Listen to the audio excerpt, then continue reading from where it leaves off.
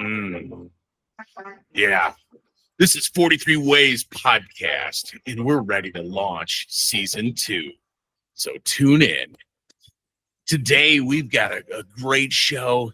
I'll tell you what, it's no other than Skyler Carr, the creator, founder of Mission.io. You know, I know there's some other guy with him too in that endeavor, but we'll leave him off this episode. He's not as big of a deal.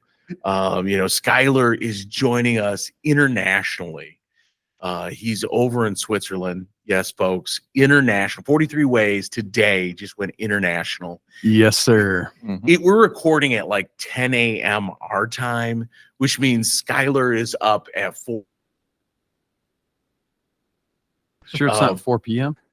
Just like, it's getting there. We're coming up on 5 p.m. Yeah. Okay. Hey, they say 5 p.m. went is the the wrong new way. 10 a.m. oh, so the wrong way. That's right. That's all right. I'm sorry. So you're like, yeah, this is the afternoon. Yeah, this is the end of your workday. So you're all warmed up and ready to go. I'll tell you what, Skyler, he's got such a rich history. He's a former elementary STEM teacher, STEAM teacher, creative, turned into like, hey, I want to help teachers do great things in their classroom. And I want to have a bigger impact on what's going on in classrooms, not just mine, not just at my school, not at just my school district, but around the nation and around the world. The reason why he's in Geneva, folks, is because this Mission.io is going to be a world impact type of company in our field of education. So we're super excited to have him on the guest. So Skyler, how did this all come about? How did Mission.io start up? Well, Don, you got to be real with me for a second first. You've got the voice, the Killingbeck vocals. I feel like I got to come in stronger. Like, this is Skyler Carr coming to you. He always live has from the nice Switzerland. tones. No pronunciation here, folks. But nice it's tone. amazing. I used to get teased. I have a mother who teases me often. And she used to make the joke that, I hit puberty. It just hit me a lot harder and then never stopped hitting me because I've always been stuck in that higher voice threshold. I don't know when I'm going to get those Killingbeck vocal tones of rich mahogany that allow me to tell stories with the sultry I think vibes. you need to grow more of a beard. Is that it? Okay, I think that's what it is. That helps. You get a bigger beard. Yes. It must be. No, I appreciate it. Thank you for having me, you guys. I huge fan of 43 Ways. Ever since I met you, I've just been so blown away by what you're doing, everything that you're able to create in your schools, everything that you're pushing, everything that you stand for.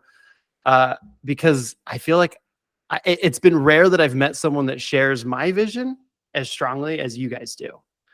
And a lot of this started as strangely as this is to say, it started in a ball closet. We were working with kids that, were your typical kids that needed more, that needed to go a little bit further beyond because they just were not interested in the topics that they were facing. It was so hard to get them to do anything that was traditional school. And so we decided to go much further than anyone thought we needed to. It's kind of been our case. You'll see that as a common theme. And we started with a ball closet. We turned a ball closet into a spaceship. And we're talking the nerdiest possible conversion you can imagine. We got LED string lights up in the ceiling. I can almost hear Alex's mouth watering just saying this stuff. But we got smoke machines. We got rumblers in the floor. We made a pocket door with a secret hole that you could reach your arm in and open it. So it felt like it was an automatic like spaceship door. And the whole premise was we needed to find a way to get kids to go further than they were letting themselves go up until that moment. And so we would put them in this little room that we'd converted to feel like a spaceship. We put their computers in these desks that looked all futuristic. We had a TV on the screen. And all we did was just presented situations and made them solve it on their own. That was it. And for some reason, changing that mental framework for them, making them feel like it wasn't school, made them more willing, ironically, to do school. And it just exploded from there. We started to iterate. We started to change our process. We started to become more scalable. It spread throughout the school. And then from that school, it spread to 8 schools, and then 50 schools, and then 200 schools, and then 500 schools. And we've been in the depths of research throughout that entire process. And our goal really has been to build something so radically different that we can help drag classrooms into the 21st century, whether they want to come quietly or not. It's kind of been our The goal. coolest thing about that is what Skyler's alluding to. Obviously, he's given the students the autonomy to create, right? That's awesome in itself. But I think what Skyler's hit on there is a real secret in my experience as an educator is that is the secret sauce to education. When you trick the kids through fun into learning, they don't even realize that they're learning. Yeah. It's amazing. Yeah. I'll tell you what, that is so less lame. Could you imagine being in that classroom and be like, I'm going into the ball? Well, I'm guessing this, but like in the very early stages of this, in the creation, at first, like day 1 or 2 in the spaceship had to be very lame. Oh, yeah. It was just so like rough. It was Kinda- broken. Absolutely. Yeah. You know what I feel like? It would be like season 1. Sometimes when you have like a show that you know, multiple seasons that you really like, you're like, man, season 1, everybody on the show looks okay. And then season 2, they all of a sudden like, this might work. We might actually be around for a few episodes. Maybe we should put some makeup on the actors. And then season 3, you're like, everything's tucked and tight. Right, You know? right. And then like season 4, you know, and so I can just imagine the iteration of this spaceship. Like, you know, when it starts off, you know, it's like cardboard and real rough and like some like, you know, like, hey, I bought some curtains at Walmart and kind of hung them up to make this work. And then by the end, it's probably pretty sweet. Yeah. Oh, Yeah, you absolutely. guys could not be more spot on. We're talking day 1. You've got a TV screen with some PowerPoint slides and some laptops that have some little HyperCard things that we'd program together. By season 4, we had voice changers and microphones. We had a keyboard There it is. dedicated solely to sound effects. We had fully animated interactive graphics that would respond based off of how the students were interacting with the story. So it was a truly dynamic experience. We're talking full-fledged. Oh yeah, season by season, it was perfect. Now, you know, as I hear you, one of the things I think that we miss as educators, because we tend to be a little bit risk adverse as educators, right? I mean, we tend to be like, hey, let's not do close to the anything vest, play it risky. safe. Play it Yep. safe. You know, that's why we're in education. We want to help kids, but we want to play it safe. And I think what you just hit on is that you gotta take a risk. You gotta do something a little bit different and just try it. It doesn't mean that on day 1 that it's perfect, but when you find out like, hey, this is actually working, now it's time to bring in the voice changers. I just can imagine Skyler's voice on the voice changer. I mean, you could get to these tones. Yeah. Yeah. Let me piggyback that, Don, because I've always been a big believer that one of the biggest things our students learn from us has nothing to do with what we're teaching them in our lessons. It has to do with the way we are teaching them, the way we hold ourselves, the way that we're acting around them. We're like, in many homes, we are the number 1 adult they spend their time with throughout the entire day. We are their example. They're going to learn from us. And if all we ever show them is how to be careful, then we will raise our kids to be afraid of taking risks. And we will make them completely become victims to failure and never be able to learn from that process. So, Skyler, what would you say early on in Mission.io? What have been some of the biggest challenges you guys have faced? Oh man, a lot. Because when you're a bunch of teachers and nerds that don't know how to do business, you definitely make a lot of mistakes. I'll tell you one that's been a challenge that has also been one of my favorite choices we've ever made. But it's been a challenge throughout the entire process. And that was walking away from a 7-figure check. When we had created the baseline, we'd gotten some grants, we started doing research, and we started to show unbelievable outcomes. Because our whole premise really is that there's this massive skills gap. And when I say skills, I'm not talking about your typical just baseline skills. I'm talking about the much larger umbrella. It's not just the ability to read and write. It's what am I writing? What can it tell someone? Am I convincing people? Are they feeling something? Can I communicate? Can I critically think? Can I solve problems? Not just decode an equation, but can I solve real problems? That big gap was something we wanted to target. And when we started out with this baseline, we saw such unbelievable outcomes that we started to get offers from investors because the growth was so good. It was so organic. We never had salespeople. And that was a really scary moment because we liked the investors. We loved their money. But in that moment, we realized if we bring these people on, they become the ones, fairly enough, it's their money, but they become the ones that determine the timelines, that determine the goals. And we had a big conversation, much to the chagrin of our spouses, to walk away from that offer because we wanted to make sure that while we're in the depths of developing this and doing something that no one's ever done before, that we have the freedom to do it the way it needs to be done. So honestly, the biggest challenge that we've faced that I'm so grateful for was never taking an investor so far, because our investors have been our schools. Our schools have been the ones that have determined our timelines, that have pushed us and asked us to make those changes. And with that, things go slower, but they absolutely turn out better. That's admirable. Yeah. That's a Sylvester Stallone. Yes, it is. Move. Yes, it is. Yes.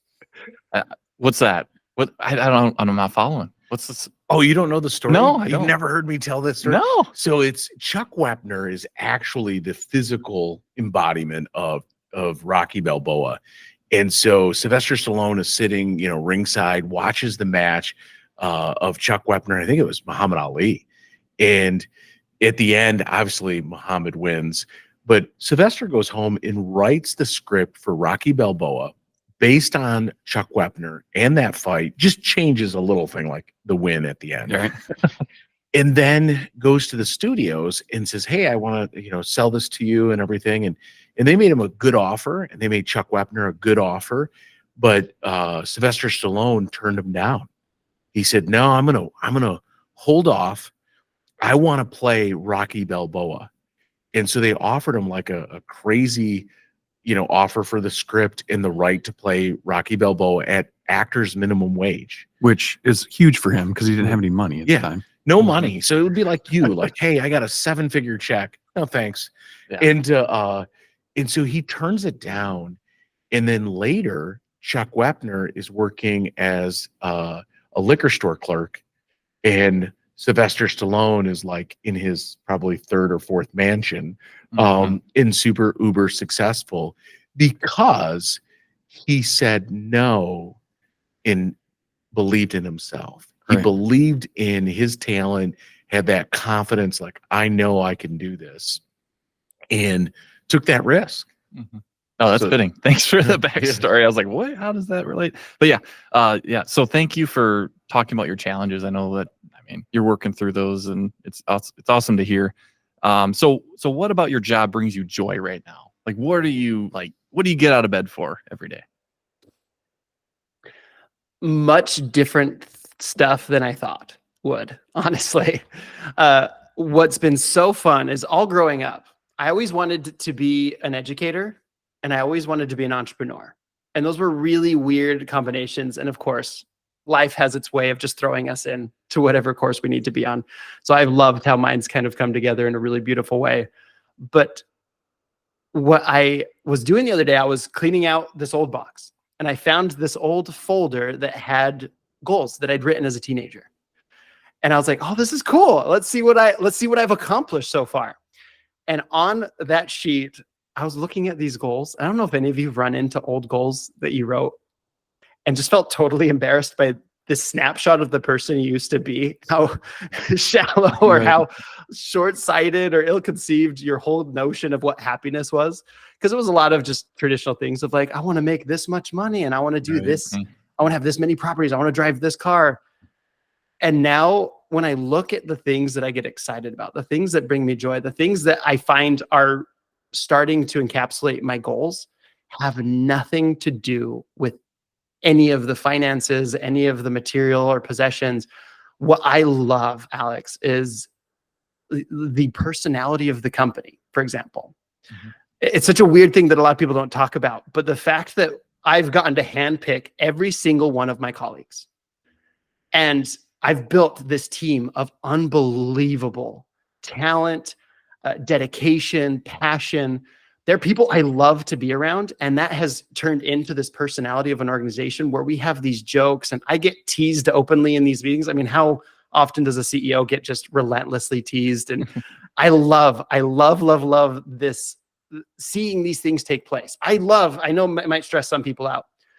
For example, the other day, Alex, I had this big project that I had heard nothing about, that someone had an idea for, that was a pretty big, like, client-facing project. They thought of it, they got the people involved, they whipped it up, they saw it through to completion, and they launched it without me ever even knowing about it. And it was an unbelievable idea, incredible execution, and the joy I got from being completely excluded from something and seeing the power of the machine that we're building and the empowerment that it's giving to talented people to execute. Honestly, that is so much more. I still love money because of what it gives us the power to do. But I don't find myself writing goals around anything that's monetary, possession based. It's all about what those things could lead to, the memories, the experiences, the execution on those kinds of things. It's been surprising. That's awesome. Oh yeah, it wouldn't be an episode of 43 Ways to Be Less Lame unless we were talking about some ways to be less lame. And today, Skyler, working together with you, we've selected creativity and critical thinking, which is the 6th way, and problem solving, which is the 34th way.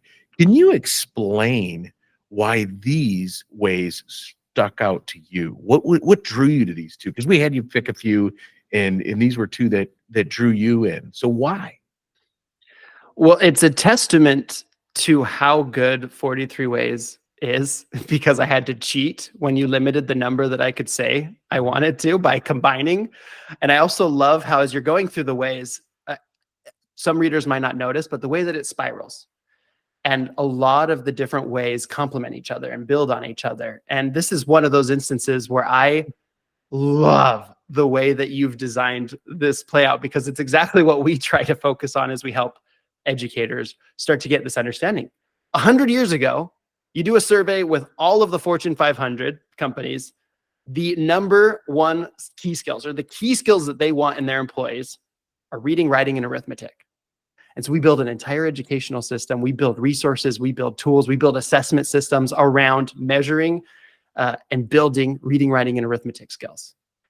And now today, for example, the World Economic Forum in 2023 released a new report on what are the new set of skills. And I'm sorry, it has shifted a lot, as we might expect, especially now with AI and everything that's coming in. We see a massive change towards critical thinking, creativity, communication skills, collaboration, problem solving, analytical skills. And it's starting to inform us of how important it is as educators that we shift our mentality. We can't stop teaching reading, writing, and arithmetic. But if we stop at reading, writing, and arithmetic, then we are leaving our students in a position where they are going to be replaced by machines, because machines will always do that better. If we cannot give our students uniquely human skills, they will not be able to reach their full potential or compete at all in the future workplace. We have to help them do this. And I think these ones, if I had to say, if you could only wave a magic wand and give kids one skill, it would be this combination: being able to critically think and solve real problems. There's nothing more important to me. Man, that's awesome. And just as like a personal segue into that, we have a robotics team here, and I'm one of the coaches on there. And Get out of here! I know, crazy. But Don, you got to start paying attention to what's going on in your school, man. They're building he had no robots. idea that I was a robotics It's what you coach. talked about, like, hey, just people do things, Right. and, you coach them up, and then they. I thought he do was their the own things. custodian. He thought we were making stuff up. Actually, I didn't even know you had an office. I thought you actually were down in the ball closet. Yes, that's right. That's right. Spaceship. Thank you very much. And by the way, for anyone watching the recording, it's an even funnier joke and slide on Alex that his face is completely blocked by Don's microphone. It's just kind of blurred, poetic it's I'll jacked out. have to peek around the mic No, every. it's- Peak humor. Okay. Go back to where you're going to make fun of Alex. I want to hear that part. Yes. Yeah. It's like, the tech guy all of a sudden like sabotaged you. You know what? And You I are. did. You did have an office, but now you are going to the ball closet. It sounds like it. I might be. No, Alex is one of those guys that's always fun to poke fun of because he's just too talented and too handsome. And you can't punch down. You can only punch up. So Alex, thank you for being the perfect punching bag. Oh, geez. Skylar Well, that must was be talking to your mom. I mean, too handsome and too intelligent. Well, That's the right. next time you see him, ask him to tell you the story about the kayaks. Please. It's a great story. Have like half a day Well, available. Yeah, we'll need to sit down. It's a long one, man. No, that's why we changed to the game show Yeah, we for had to. season 2. Yeah, Alex's stories were getting We too out of ran control. a lot of ways to be lame. Yeah. I mean, there's only, what are we at? Like 17 ways to be lame for season 1. We still have like 4 or 5 Confessions. episodes to release in season. Oh, Yeah. Yeah. But, anyways, back to what we were talking about before the tech cut out for some reason.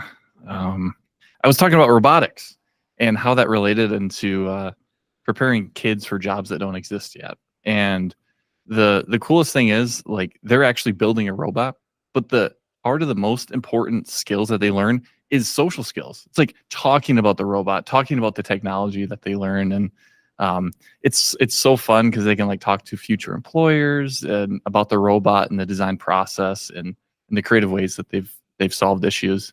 And so it's like kind of that cool thing outside the classroom that I've seen that's really powerful. But going back into the classroom, why is creativity so important? Well, Alex, I think robotics is actually the perfect example. As I've worked with a lot of schools now outside of our own program, I've done a lot of training and consulting. And one thing that I am so critical of, and so if anyone wants to see a robotics program properly done, I have 100% confidence that Alex is someone that does it right, because so many times when I go into a school, robotics is completely done wrong. It is so easy when you implement a robotics program for it to become nothing other than a lesson for kids to follow instructions. All they do is look at the pieces, connect this piece here, do this here. They're not solving any problems. They're not doing anything. That creativity is the bridge that you need to look for. Is you need to get to a point that you're having them do something with the robot, or they're building a robot for a purpose. You need to create a context that requires them to go outside the bounds of the instructions, because otherwise it only becomes a practice in following instructions. And you need that level of connection. And Alex, I'd love to hear if there's any specific things you've done to accomplish that. And this might be a good chance for us to call you out and you'll be like, uh-oh. I'll tell you, one of them is the way our robot drives. What is that called? A swerve drive? Swerve drive? Swerve drive system? Yeah. It is insane, Skyler. And the kids came up with it from watching other my gosh, robots tell me about and building things. Yeah. Yeah. Oh. So Skyler, picture this. So we have a swivel chair, found in offices and around so that's how the robot can move. It can move in any direction at any time. So originally, a lot of the robots were driven Like a car. yeah, similar to a car. Yeah, a car can't turn sideways, can't move side to side. We decided that was inefficient, so we moved to a swerve drive system. So it makes us way more maneuverable. And to preface this, this is a 125-pound robot. So it's a huge thing, and Which turns out it's pretty hard to get into a hotel. We tried that one time. We did. the machine was It not was- moving through the it was elevator very well. No, that's so true. Hector was he was so nice, but he was Yeah. The machine was not The moving machine. well. Yeah. Yes. But yeah, to go back to our process, Skyler, it's really the first robotics program that allows the kids to be creative. So in January, they release a game video, and the kids have to design a robot and build it in 6 weeks in order to complete the task. And like I said, it's a 125-pound robot, a lot of moving parts, and them being able to compete with that robot right after that build season is so exciting to see that work come to life, and it's just so exciting. So that would be my advice. Get involved in a program like FIRST and see it take off. Yeah, Skyler- FIRST is an amazing baseline for sure. I can add an endorsement there. So, Skyler, what are some things that educators, parents, anyone who works with kids It could be in education or at home. What are some things we can do to teach kids how to better solve problems? Oh man, I'll tell you what I do with my kids. And then if that works or jives for anyone, I'd love for them to take it, build on it, hit me up on social media if you improve on it for sure. But one thing that I've done with my kids, I've got a 4, a 6, an 8, and a 10-year-old. And as they're in those younger years, you guys know, they go through the why stages where it's just the endless process.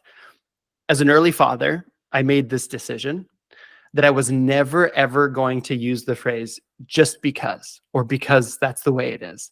I wanted to try to answer every single why. And it was funny at first because I would try to go as deep as they would want it to go. And then it became a game where they tried to see how far I could go into my own knowledge base. And I very quickly found the end of my knowledge base. And so what we started to do is every time they would ask a question, why? Anytime we're walking down the street and the kids ask, hey, why is it that way? Hey, why does the sky look like that when the sun is setting? Or, hey, why does an animal do this? We make sure in that moment to find the answer. And I make them take the lead. And they love it because it's one of the few times that they get free tech time is I hand them my phone and they usually start by pulling up ChatGPT and they open the app. They usually, the younger ones will turn on the voice control and the other ones I make them type because I want them to practice their typing. And I make them start to answer the questions for themselves. We start to look for these things. We start to explore. That process has empowered my kids more than anything I ever imagined would. It is so amazing. The other day, they were asking about what's the biggest animal. And it would have been so easy for me in that moment to just say, the blue whale, this amazing thing, and then say this fact, and then good, it goes on. Instead, I made them look it up. I made them write down the size. We went outside into the parking lot outside of our apartment complex. And I made one child stand at one end, and then we paced out how big the whale was. And we took one little question and turned it into an entire experience that will stick with them forever. That gave them a respect for the magnitude of this majestic creature and goes so much further than just answering questions. And that's why with teachers and parents, I always encourage, don't just answer questions. That was this mistake I made early on. Teach how to find answers. Mm-hmm. Isn't that what it's all about? Yeah. So Skyler, people are listening and they want to know, hey, how do I connect with this guy? So you mentioned socials, how would somebody call, email you? How would they find you on socials? What is the gateway? Oh, great question. I appreciate the chance because I'm often sharing my opinion in unsolicited settings. So I always love for people to voice it because that's what I found is the way to challenge myself and to really make sure I'm pushing my own thinking. I always take a topic that I'm uncomfortable with and then I chew on it for about a week. And then I force myself to write or produce a video or do something where I'm sharing my position after having chewed and driven deeply and gone into as deep a thought as possible. And if anyone's ever interested in telling me how wrong I am or connecting or following Instagram, socials, those are at Starter Carr with 2 R's, Carr. So Starter Carr. Or on LinkedIn, just find me, Skyler Carr. Always love to get a follow. But if you look up mission.io, that'll lead you straight to all of our work, everything we're doing, and there's connections to me there.